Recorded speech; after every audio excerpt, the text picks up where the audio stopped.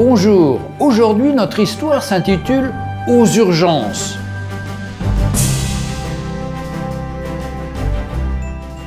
Cette histoire se passe dans un hôpital de campagne où le chirurgien n'est pas sur place en permanence. Un médecin entra à l'hôpital en hâte après avoir été appelé pour une opération urgente. Il répondit à l'appel, changea rapidement ses vêtements et alla directement au bloc opératoire. Là, il trouva le père du garçon qui faisait les 100 pas dans le hall.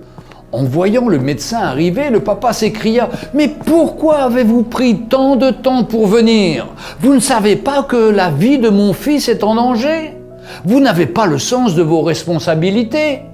Le médecin sourit et dit « Je suis désolé, je n'étais pas dans l'hôpital et je suis venu le plus rapidement possible après avoir reçu l'appel. Et maintenant je souhaite que vous calmiez afin que je puisse faire mon travail. » « Me calmer? Mais si c'était votre fils, vous calmeriez-vous? Si votre propre fils meurt maintenant, que feriez-vous? » dit le père en colère. Le médecin sourit encore et répondit « Je dirais, de la poussière nous sommes venus et poussière nous retournerons. Béni soit le nom du Seigneur. Les médecins ne peuvent pas prolonger des vies. Allez et priez pour votre fils. Nous ferons de notre mieux par la grâce de Dieu. » « Oh, c'est facile de donner un conseil quand on n'est pas concerné, » murmura le père. L'opération dura quelques heures, après lesquelles le médecin sortit, satisfait et content.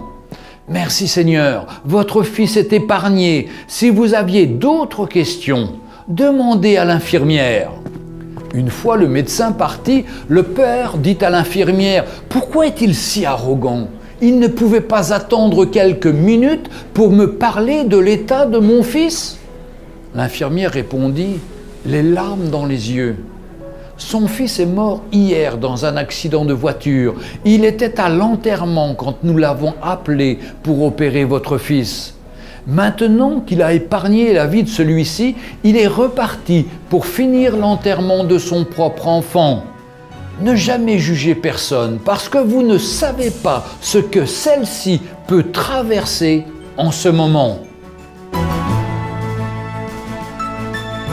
Retrouvez Un jour une histoire sur www.365histoire.com.